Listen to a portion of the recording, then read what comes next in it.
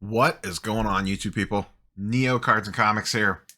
Today for kind of a throwback video. I have not done one of these in a really long time. And we're going to do a little data deep dive on SGC 10s versus PSA 10s. Going to throw 9s and raw into the mix as well, just so we kind of have a complete picture.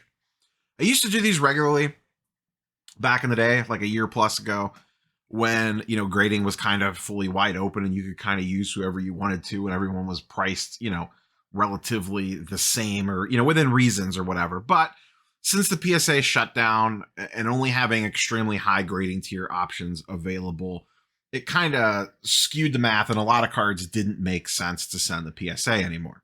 Well, now grading is becoming more accessible. PSA is running the economy events that you can get in, or at least attempt to get in if you are a club member. So there's a little bit of a gatekeeping there, but some group submitters now have the option available as well to send with them at $50 a card. So with PSA currently at $50 a card and SGC at $20 a card, I felt like it was a good opportunity to go ahead and dive back in and kind of revisit this, because I honestly haven't checked for a long time on a broad basis. I look at an individual card here and there, but I went through, picked out 2 cards from each sport and even threw in a couple Marvel cards. So that's what we are going to dive in and look at today, just to kind of see, has SGC closed the gap on PSA? And part of this was spurred on, a big part of this was spurred on by the Friday night conversation I had over on Sports Cards Anonymous's live stream, where we talked about, and I've talked about this myself, with PSA prices getting cheaper, does that put downward pressure on all the grading companies, not just SGC, as PSA does command the highest resale value in the secondary market? That part is indisputable. It's also indisputable that SGC has made major gains over the last year, specifically against BGS. But now that grading prices are coming down at PSA, how many cards, if you're judging by the math, how many cards still make sense to send SGC's way as PSA gets more and more open? Remember, I'm going to put some caveats out there. I am talking about mostly the ultra modern market for the most part here. I am also looking at this from an angle of you are grading to sell and or add value to your card, not for PC. So keep that in mind. Anyone that hasn't been around or watched the channel for a long time, or maybe maybe you're new here, whatever. I haven't probably said this for a while. I have 2 general statements when it comes to grading companies. They all kind of suck, and I'm going to grade with whatever one the math dictates to. Grading is a math equation. Your cost to acquire the card, the price it is to grade with said company, mix in a little bit of turnaround time, and look at what they sell for in the various different grades, assuming you get a 10 or a 9. That's it. It's that easy. Grading is a math equation. So with those things out of the way, just so everyone understands the mindset and how I am looking at this, let's go ahead and dive in and look at some actual sales. Now, people are going to say I cherry picked data, whatever. I specifically chose cards that had similar sales on similar days, as in a PSA 10 and an SGC 10 sold around the same time within a couple days of each other. I don't like when people try to make these comparisons and they're like, well, this one sold on April 1st and the last one of the other grading companies sold 6 months ago. Look at how big the difference is. Well, duh. So I try to specifically find cards that have lots of transactions and also have similar sales dates.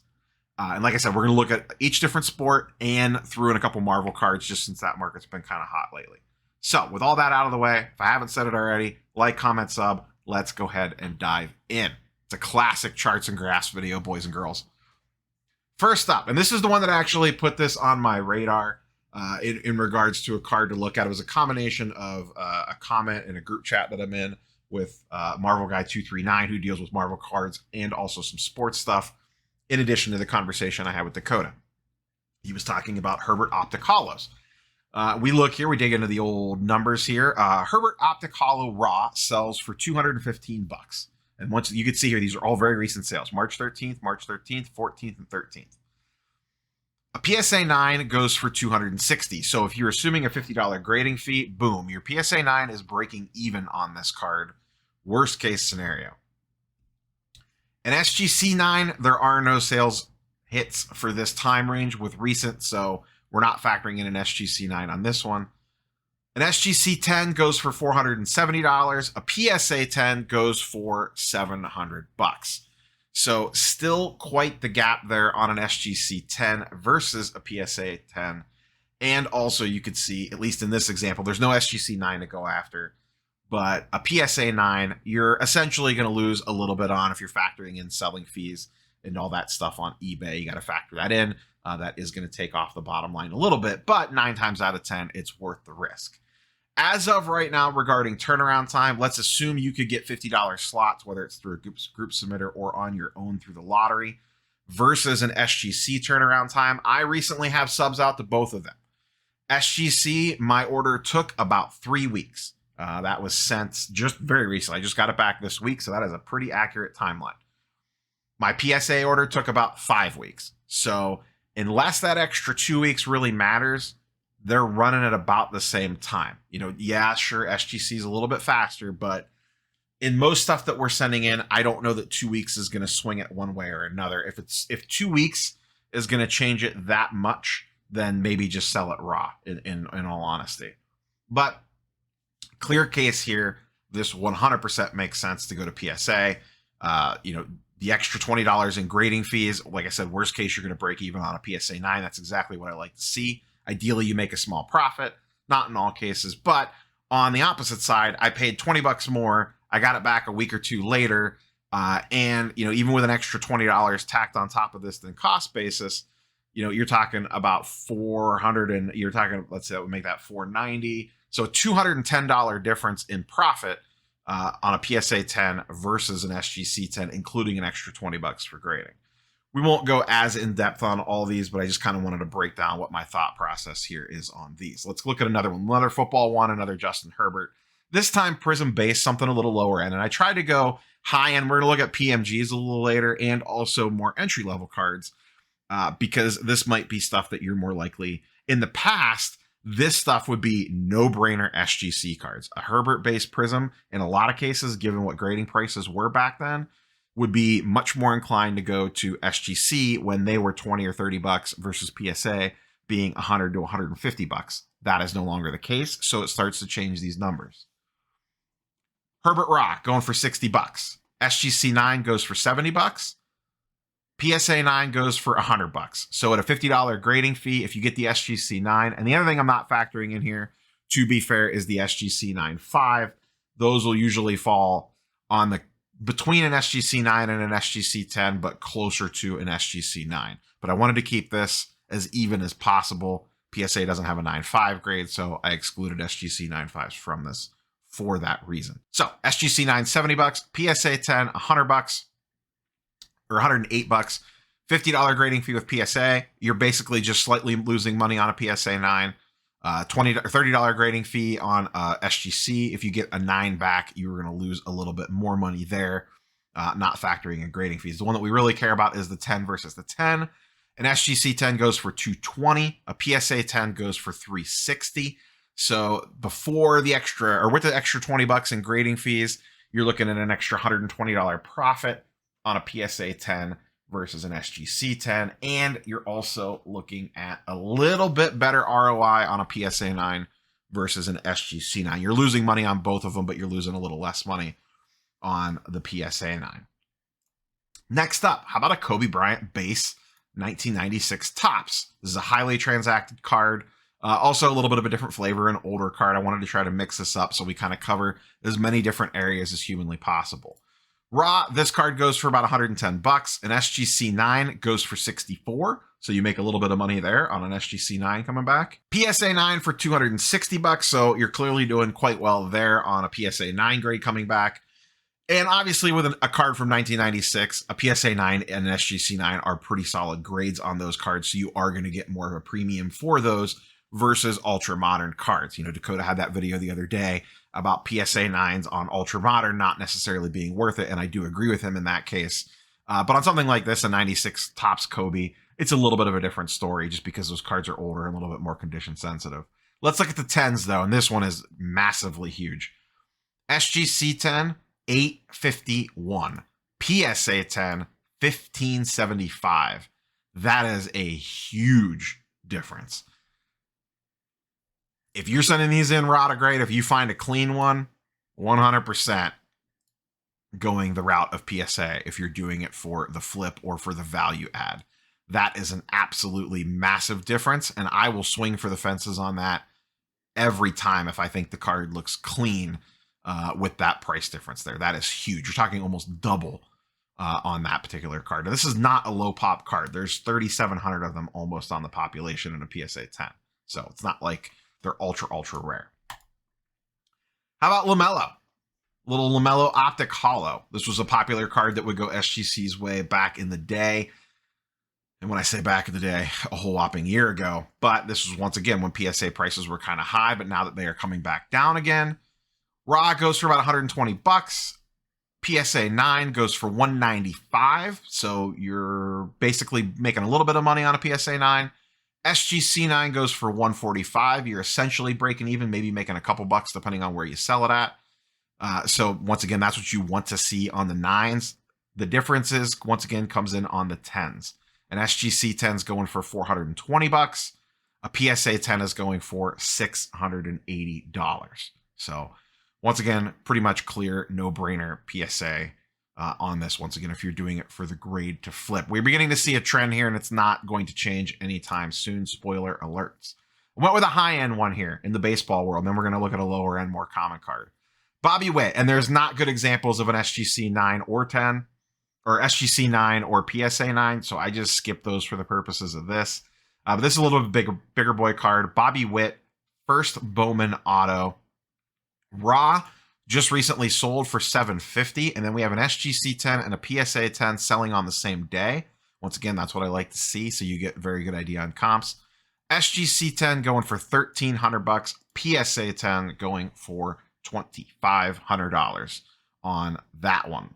Now, this, to be fair, and I should have mentioned this on the, actually, I screwed this up on the Kobe one. So full disclosure, if you're yelling at me in the comments, you would not be able to grade the Kobe at the $150 or at the $50 fee. You would need to go to the $100 regular service on that one because of the declared value difference. But it would still make sense to send it even paying the extra $100 or the extra $50 on top to send that card that way because of the massive difference between the 9 and the 10. How about a lower end baseball play? Soto Topps Chrome base. Nothing fancy here. There's a million of these things. They grade very well. You could find these things readily available. A Raw goes for $114. An SGC 9 goes for $110. A PSA 9 goes for $153. So assuming a $50 grading fee on this with PSA, you are losing money if you get a 9 back. On SGC, you are also losing money a little bit more on the SGC. About the same, actually. You're probably netting out about the same. You're probably losing about $20 either way. On an SGC 10, that goes for $200. A PSA 10 goes for $283. This is a case where, quite honestly, you could probably go either way. You're going to be into it for $150 to grade it with PSA. So assuming the cost of the card, that puts you at $160. So in this case, it is much closer, but PSA still does win here by a little bit, about $30 difference. And there is the liquidity factor, which we have not talked about in regards to, and this is my own personal experience. People in the comments below can please correct me if they see differently, but in my personal opinion, it is a lot easier to move a PSA slab than an SGC slab, whether that be at a trade night, a show, or on eBay, etc. That's just my general findings on that. I'm sure some people out there will dispute that, but if you have the two cards next to each other, I have a feeling the PSA 10 will move faster than the SGC 10. That's just my 2 cents. Let's switch over and look at some Marvel stuff. We've hit 2 cards from each major sport. How does SGC fare on the Marvel side? Here we have a Spider-Man black suit. Now this does not pop up a lot. This is the widest time frame gap I have in regards to sales. But generally speaking, the market on this card is fairly well established. This is about what they typically sell for. Black suit Spider-Man and a PSA 10 doing about $450. And an SGC 10 going for about $170. That's a pretty accurate. I'm not doing raw here because raw on these cards are like $5, and 9s you're going to lose either way. The 9s do not have a ton of value in these cards. You're shooting for 10s, and if you don't get a 10, you're probably going to lose at least a little bit to a decent chunk. Generally speaking, I've kind of seen this across the board with 90MU in regards to this price gap. It about sits at around this range, give or take. I have looked at a lot of other cards because I have a lot of 90MU laying around the grade, and I've double checked to see if it made sense to send this stuff to SGC. And typically, I was better off in almost all cases just waiting for $50 PSA slots. Next up, we're going to look at some PMGs, and I was just shocked by these, to be quite honest with you. This is a Wolverine Red, and these are going to be small sample sizes because these are numbered cards. They don't sell very often. It is what it is. But I went through and tried to specifically find SGC slabbed PMGs that sold around the same time as raw or other graded cards. It's not the easiest thing to do because there's not a ton of these graded anywhere with any of them. Here we actually have sales on the same day. An SGC 8 sold for $3,000 just a couple days ago. A PSA 7 sold for $3,500. I do not have a good recent raw sale on this one, but it's a little scary that a PSA 7 sells for more than an SGC 8 does on a PMG. And we're going to see this trend continue, unfortunately. Here's Thor 2015 Fleer Retro PMG, once again out of 100. We have an SGC 9 doing $1,271, and we have a raw doing $1,500. Now, in a lot of cases, I would say maybe it was a good-looking, clean raw card or whatever, and maybe that's the case with this Thor. I don't know. I didn't go back and look at the listing, and these sold a couple days apart, but they were both in early March, so they were close enough that, you know, that they were within the realm of it being reasonable, in my opinion. The fact that a raw PMG would sell for under an SGC 9 is a little scary for the SGC front, just given how tricky PMG grades are. They're one of the toughest grades out there, so to have a raw outsell an SGC 9 is a little scary in regards to grading PMGs with SGC. And one last one, we have a Silk PMG Bronze out of 199. This is an SGC 8.5 going for 199 versus a raw a couple days later going for 275. So once again, we see a raw outselling an SGC 9 or an 8.5 in this case by a fairly wide margin. So there's no direct PSA comps on this. The PMG stuff does get a little wonky, so maybe it's not the most fair comparison because I don't have PSA comps to go with it. But generally speaking, a PSA 7 will generally sell for around raw to slightly above. PSA 8 gets a little bit of a premium. PSA 9 gets a huge premium. PSA 10 gets a massive premium is generally what we see. So that's kind of the data, at least for these cards. And I'm sure people could find examples going the other way. But if you were flipping for Ultra Modern with PSA lowering prices, and I see PSA continuing to lower prices, it might take still a couple months, but I have a feeling $50 for everyone is probably going to be coming sooner rather than later. And they anticipate completely clearing their backlog by summer. So what does this mean? In my opinion, we're heading for a grading price war where PSA continues to lower their price, which will put downward pressure on the other grading companies. When it comes to the big four, PSA, BGS, SGC, and CSG, I think all of them are going to be fine. I do think what's going to happen is things are going to tier out. PSA is going to be the dominant player. They already are. I don't see that changing anytime soon. I do think BGS is going to fall in line for the niche cards. We've talked about this before. I think SGCs is going to be the choice of the collector. It kind of already is, but I think it's going to head more that direction. If you're in the game as an air quotes true collector, I think a lot of people are going to gravitate towards SGC. CSG, I think they're going to be propped up strictly by the eBay stuff and maybe some Fanatics ties. The only reason I even include them in the list is for those two reasons. If it wasn't for that, I really don't take CSG that seriously at the moment. That could change. The other reason why I think SGC is going to be, essentially there's going to be and it's kind of already there, but I think it's going to become more extreme. PSA is going to become, for me, or for people like me, the ultra modern flippers, the evil investors, the evil card flippers, etc., is going to be the preferred brand. It already is. It already has been. And I think that's going to become even more, put into concrete. SGC is going to cater more towards the collector base. And I think what's going to drive it that way even more than it already does is, I listened to Peter's interview on Off Center with Brad and Dustin a few weeks ago. And he didn't come out and say that they're going to have graders notes, but he basically came out and said they're going to have graders notes. I encourage you to go back and listen to that interview.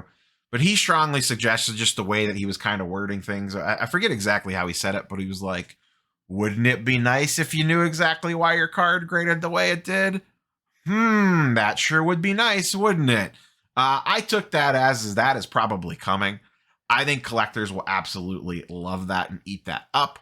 I think sports card flippers will absolutely love it because they'll be able to look at an SGC 9.5 grading report and see if they think they can crack it and get a PSA 10.